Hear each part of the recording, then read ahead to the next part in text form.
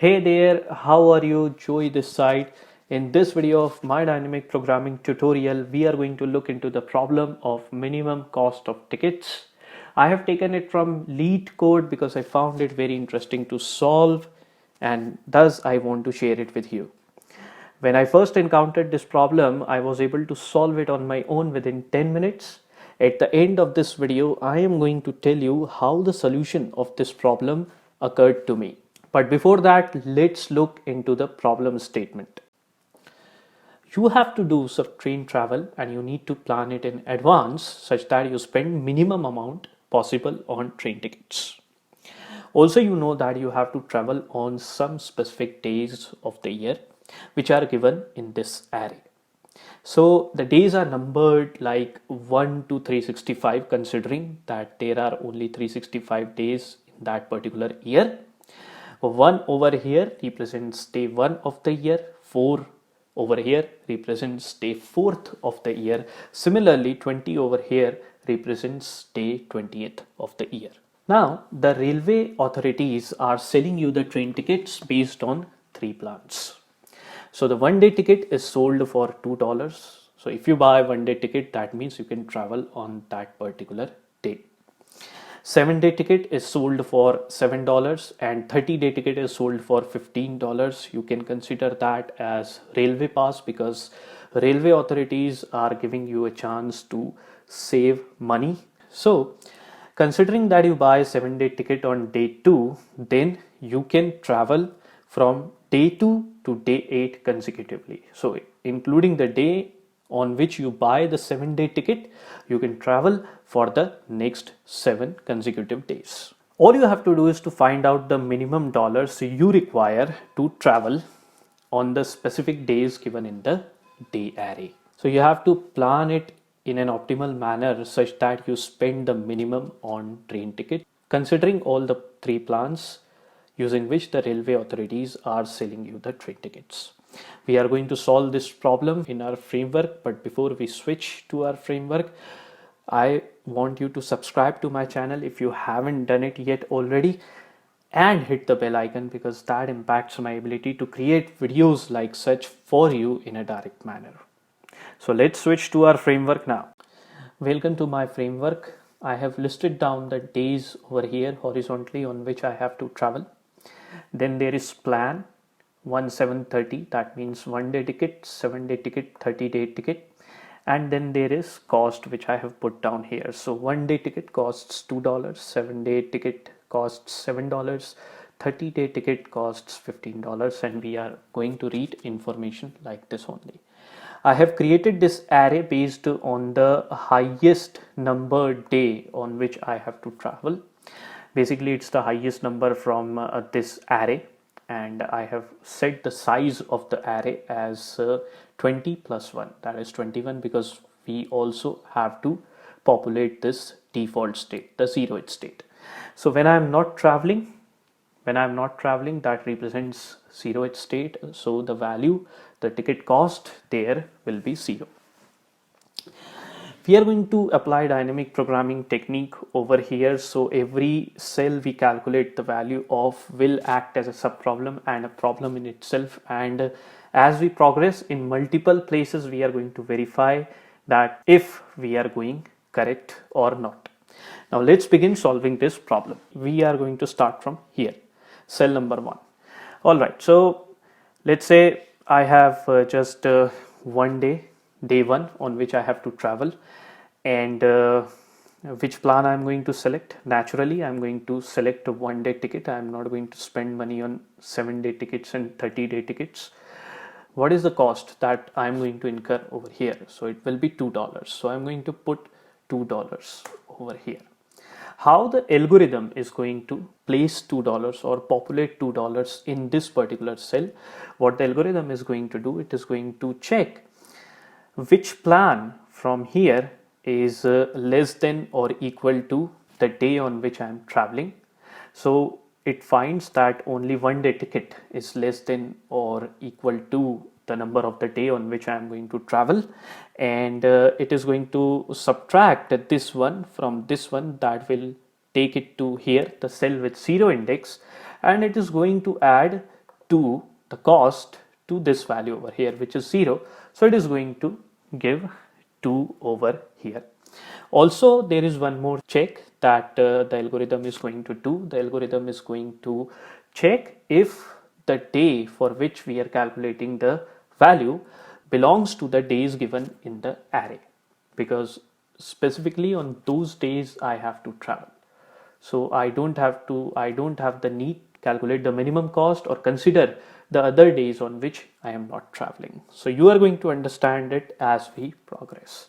So moving to this particular cell 2. Now first the algorithm is going to check if it belongs to any of these values, if it matches any of these values. It doesn't match. That means we are not traveling on day 2. You are not traveling on day 2. So why are you going to spend on that particular day? So all you will do is, all the algorithm is going to do, it is going to assign the value from this cell. It is going to assign the value from the previous cell. Moving over here, 3. Now we are going to check, the algorithm is going to check if 3 matches any of these values. It does not. So the algorithm is going to do the same thing over here. It is going to pull in this value. So from the previous cell only, it will take the value and populate over here. Now considering day 4. So day 4 does exist in our days array. All right. So the first check is complete. Now we have to check which plan fits in here. So 1 is only less than 4. 7 is not less than 4. So this is the plan which can fit in over here. All right, because we are calculating the minimum cost. What the algorithm is going to do, the algorithm is going to subtract this one from this 4, which is going to take it over here 3. Here the value is 2. So I am going to add this 2 to this 2 and I will get 4 as the answer. So now if we consider our problem till here, that means if the days are only 1 and 4 on which I have to travel, and I have these 3 plans, okay, obviously I am going to take a 1 day ticket on day 1 and travel. So that will incur me $2, and I will again buy 1 day ticket on day 4 and travel. So that will incur me $2 again. So 2 plus 2 is going to give me 4, and that is what we have calculated here. So we are going strong, we are going right. Now moving over to the cell. So does this cell match any of the cells over here? No. Any of the values over here? No. So what the algorithm is going to do, what we are going to do, we are going to simply assign this value to this value. That means the value of the previous cell. Okay, now we come to day 6. Now day 6 is in our days of travel. All right. So what the algorithm is going to do, it is going to check which plan fits in here. So 1 day ticket is the only plan which fits in here, because 1 is the only digit which is less than 6, not 7, not 30. So what it is going to do, it is going to subtract 1 from this 6, that will take it here. It is going to add 2 to this value over here, which is going to give 6. So 6 is populated in this particular cell.